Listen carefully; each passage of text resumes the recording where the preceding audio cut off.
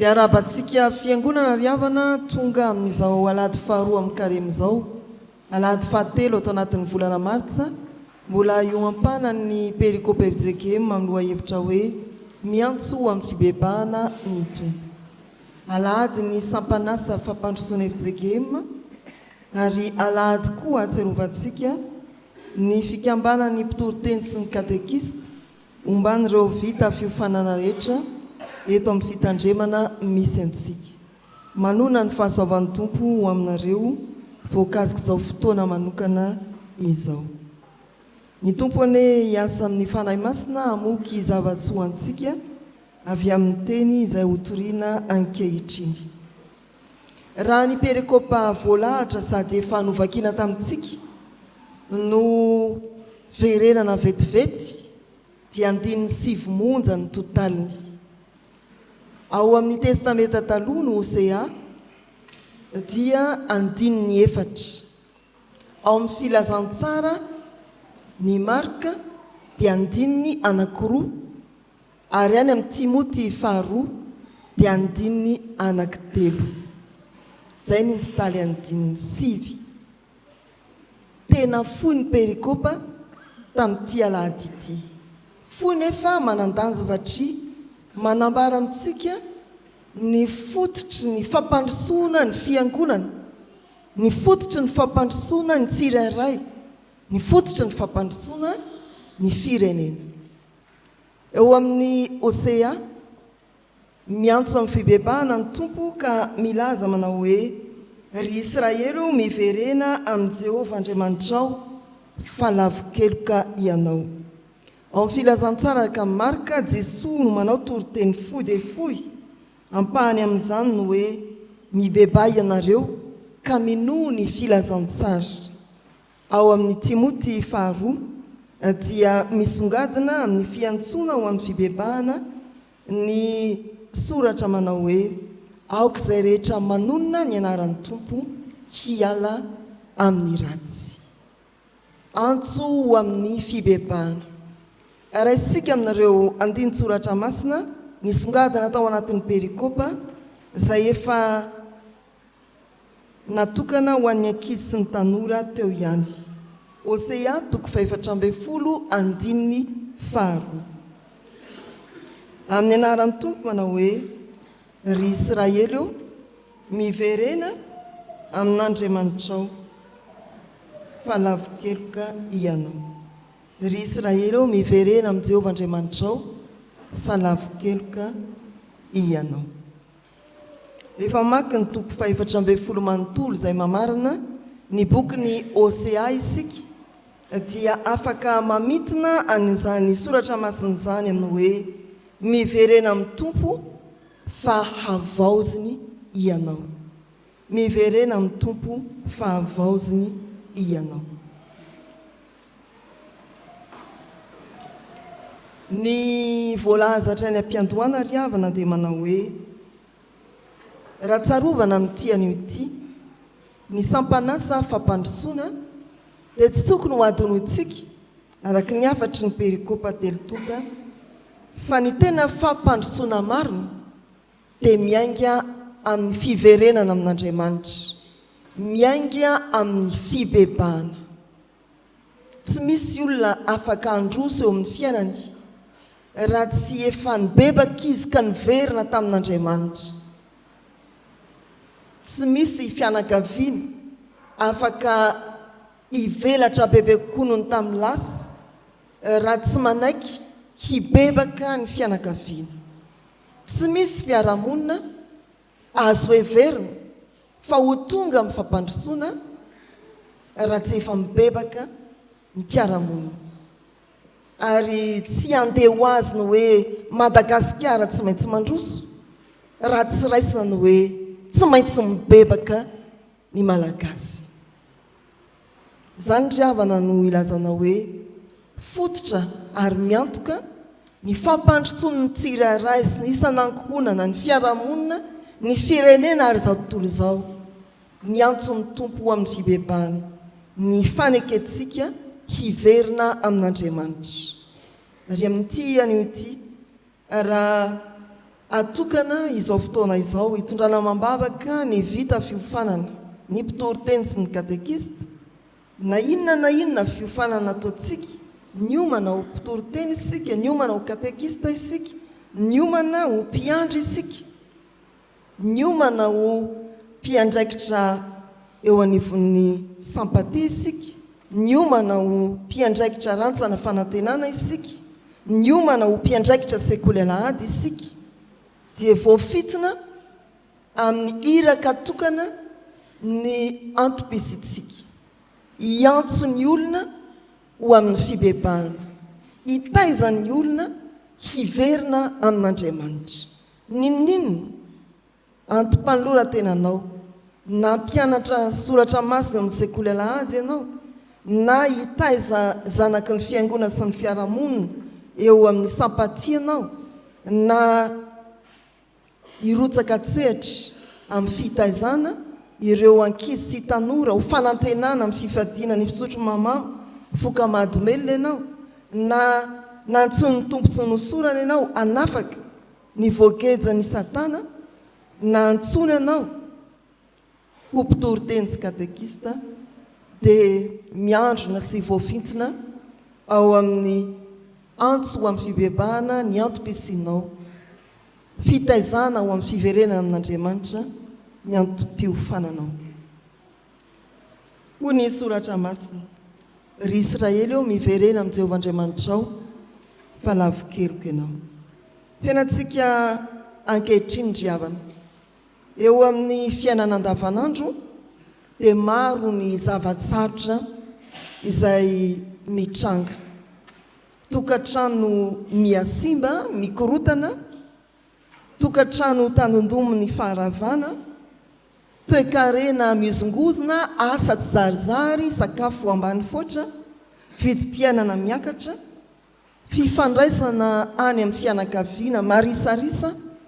fifandraisana iraisam-pirenena na eny amin'ny fiarahamonina tapaka mihitsy ary amin'ny lafiny ara-panahy dia tena mitsororoka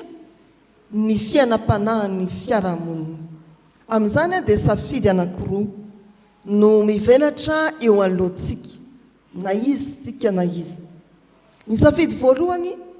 dia ny fiverenana amin'Andriamanitra ny safidy faharoa dia ny izorana makany amin'ny lalan'ny fahaverezana sy ny lalan'ny fahotana izao Osea 4:12 izao dia mitaona antsika amin'ilay safidy voalohany ry Israely eo miverena amin'ny Jehovah Andriamanitrao fa lavokeriko ianao inona ary ny hevitra izany andiny soratra masina fitaomana izany miverena voambolana anankiray manandanja ato amin'izao soratra masina izao dia mampatsiahy antsika ny fomba fiteny mahazatra eo amin'ny sehatry ny tafika na ny fiarovam-pirenena rehefa manome fibaikoana ny mpitaritafika manao hoe todika ivoho zay dia miova fitodika ny miaramila rehetra raha nitodika anakany izy dia manao hetsika miara-mitodika mifanohitra amin'izay ny fanatrehana todika ivoho ny atao hoe miverena fa amin'ny fiainantsika vahoaka andavanandro olon-tsotra dia azo alaina sary koa ny fahasairanan'ny mpamily izay nizotra tao anatin'ny fitohanana teny amin'ny fifamoivoizana ka nanapa-kevitra hoe iodina hiverina hitady lalana misy fahafahana mandroso kokoa izay ilay hoe miverena antso mandodina ary antso mafy famporisihana mba hiova fitodika mba hiodina ka hitady ny lalana mampandroso manafaka fa inona indray no hoe lavokeloka ry Israely eo miverena amin'ny Jehovah Andriamanitrareo fa lavokeloka ianao no hoe lavokeloka raha zohina ny teny fototra dia azo lazaina no hoe tafiditra amin'ny fandrika ianao. Azo tenenina koa no hoe tafidika-kizo ianao. Ry Israely miverena amin'ny Jehovah Andriamanitra reo fa tafidika-kizo ianao. Tafiditra amin'ny fandrika ianao. Tsy ara-batana ihany ka hoe sahirana amin'ny lafiny ara-tokantrano, sahirana amin'ny lafiny ara-pivelomana sy ny sisa voatanisa teny am-piandohana, fa ny ara-panahy indrindra koa. Ny tikizo ny zanak'Israely ka antsoina hiverina amin'Andriamanitra. Tafiditra amin'ny lalan-tery, tsy ahafahana mandroso ny zanak'Israely ka antsoina hitady lalakafy mba hananana fahafana ao amin'Andriamanitra. Fa manampy azahoana izao andin-tsoratra masina izao koa ny zava-nisy manodidina ny faminaniana Hosea mpaminany. Izay naminany tany amin'ny taonjato fahavalo talohan'i Kristy ho an'ny tapany avaratry ny firenena Israely, ireo firenena 10 nitambatra taorian'ny fizarana anankiroa. Ny anankiroa atsimo dia Joda sy Benjamina. Ny firenena avaratra dia nanirahan'Andriamanitra ny Hosea mpaminany araka ny faminaniana misy toko 470. Nantsona ilazana hoe ianareo miantehitra ny firenena matanjaka ny Asirianina tamin'izany, aoka tsy hitoky amin'ny tanjaka io firenena io, fa Andriamanitra ihany no hitoky io. Raha amin'izao vanim-potoana iainantsika izao, mangovotra ny maro manao hoe toa miala amin'ny famatsim-bola ny firenena matanjaka anankiray eto amin'izao tontolo izao. Mangovotra izay rehetra niankina amin'izany. Fa Hosea tamin'ny fotoanan'ny Asirianina nampitondraina teny hoe ry zanak'Israely, Andriamanitra ihany ny hitoky io. Aoka tsy hiankina amin'ny hery sy ny tanjaka ny firenena izay eritreretinao fa hialokalofana, hianteherana. Aoka tsy eritreritra ny famatsim-bola avatsy aroa ka raha tapaka ireny dia hoe tsy hafanao ninonino, Andriamanitra ihany hitokiny. Izay ilay tontolo nanirahana ny Hosea. Manoloana ny fifikirana amin'ny firenena matanjaka dia mitaomina hiverina atoky an'Andriamanitra ny firenena Israely. Fa tao anatin'izany fiarahamonina naminaniny Hosea zany koa dia ny taridalana diso ny mpitondra fiarahamonina, ny mpitondra fanjakana sy ny mpitondra fivavahana. Nanoro lalandiso ny zanak'Israely ireo mpitarika azy. Nahatonga ny antso ny Hosea mpaminany hoe tsy ihany ny lalana miverena amin'ny Jehovah Andriamanitra reo. Fa ankoatran'izay koa dia niseho teo amin'ny fiarahamonina lafiny ara-tsosialy ny elanelana be, misy ny manan-karena sy ny mahantra, ka nahatonga ny mahantra tena natsiaro ho tratry ny tsindry azo lena. Ilay fahavoazana mafy, ilay kizo izay nidirana hiantsoina hoe ny fiverenana amin'Andriamanitra ihany no vahaolana. Fa amin'ny lafiny ara-panahy tamin'ny alahady lasa teo isika dia nanorana ny mpanjaka faharoa toko fahafito ambin'ny folo andininy fahaenina hatramin'ny fahatelo ambin'ny folo ampahany amin'izany atao hoe faminaniana Hosea mpaminany. Ao dia voalaza fa ny tapany avaratra tamin'ny firenena Israely dia rakotry ny sampy hatrany amin'izay atao hoe tobo masina indrindra tilikambo fiambenana, dia nametrahana ny haserana ny sampy avy amin'ireo firenena manodidina. Tsy ny fiarahamonina ihany fa hatramin'izay hoe toeram-pivavahana masina indrindra tilikambo fiambenana dia nisina sampy. Tena faharavana ara-panahy, mbola mampanakoako ny faminaniana Hosea manao hoe ry Israely eo miverena amin'ny Jehovah Andriamanitra reo fa tafidika-kizo ianareo. Izany ry havana no hevitra izao andin-tsoratra masina tokana tsy maintsy hampieritreritra antsika izao, fa isika koa mba tahaka izany ihany. Tafiditra ny atokantrano ny kristianina ireo karazana sampy samihafa ny fitiavam-boninahitra ny fitiavam-bola ny toerana ambony ametrahana zavatra hafa koatra an'Andriamanitra mba tsy ilazana hoe ny tapakazo samihafa miverena amin'Andriamanitra fa tafitikizo ianao raha misy an'izany eny an-tranonao raha mitondratondra an'izany ianao eny amin'ny vatanao miverena amin'Andriamanitra ho an'ny fianakaviana mbola voabaiko ny olona anankiray izay mandany sitrapon'Andriamanitra manipaka ny lalana voasorotr'Andriamanitra eny karazana pahita ny dadarabe sy ny sisa sy ny sisa miverena amin'Andriamanitra fa tafitikizo ianao ny firenetsika izao tontolo izao izay mifikitra amin'ny herin'ny vola ny tanjaky ny firenena izay te hamoritra ny firenena mbola andalam-pandrosoana miverena amin'Andriamanitra raha te handroso isika izany no fampandrosoana voalohany indrindra ry havana dia ahoana ary ny ainana nyty andinin-tsoratra masina ity tsy vakiana fotsiny zany Osea 2:12 izany hoe mora tadidy tsy efa haitsika tsenjery ve izy teo zao naverina impiry tsy hoe atao tsenjery fotsiny fa hiainana ka voalohany ndeha isika anaiky fa mila fiverenana amin'Andriamanitra ny fiainako sy ny fiainanao tena fibebahana fialana amin'ny ratsy ary fiaikena hialohavan'ny fiaikena fadiso tsy misy olona ho tonga amin'ny fibebahana raha tsy nanaiky fa tafitikizo izy aza manao hoe aiza zay tafitikizo dia ny tsara ny tenanao amin'izao karem'izao ny faharoa rehefa nanaiky ianao fa nanao fahadisoana dia miantoraka amin'Andriamanitra amin'ny finoana miala amin'ny ratsy mangata-pamelana tena fibebahana tsy amin'ny teny fotsiny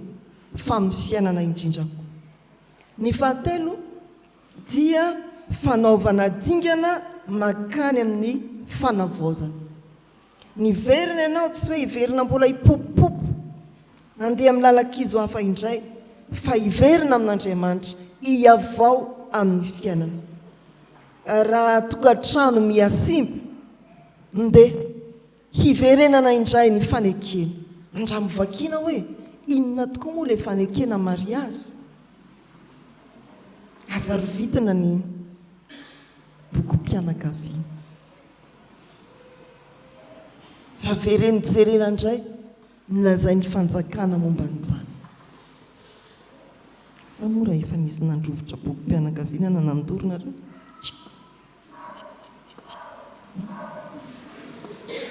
misy tany ndeha hiverenana indray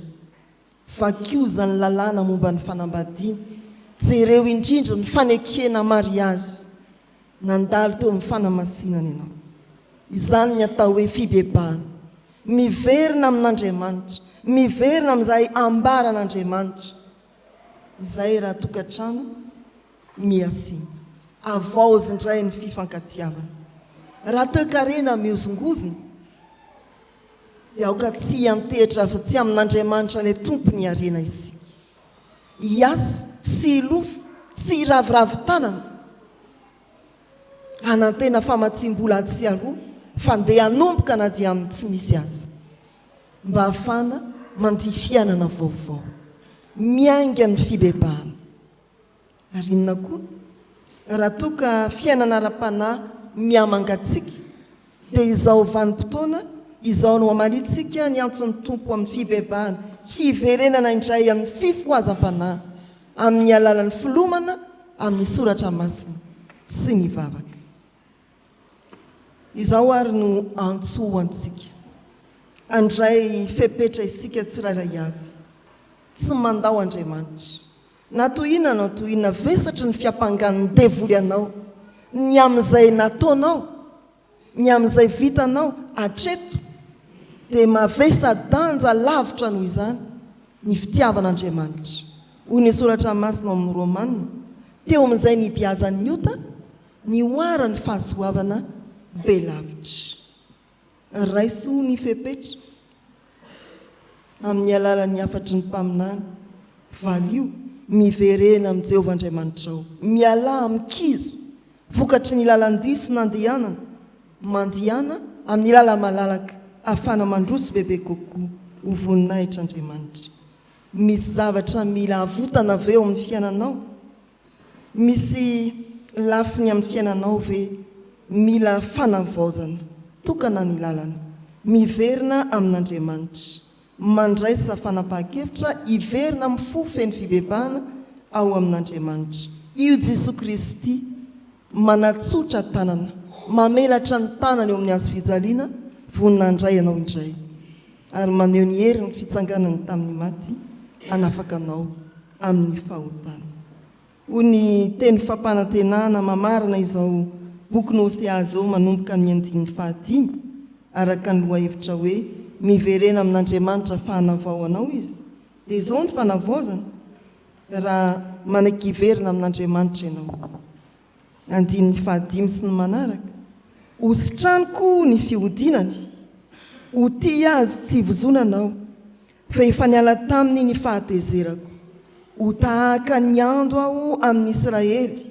amony tahaka ny Lilia izy ary amaka tahaka ny Libanona isandrahaka ny rantsany ho tahaka ny amin'ny hazo oliva ny atsaran-tarehany ary ho tahaka ny any Libanona ny hanitra avy aminy izay mipetraka eo ambanin'ny alokalony dia ampahavokatra vary indray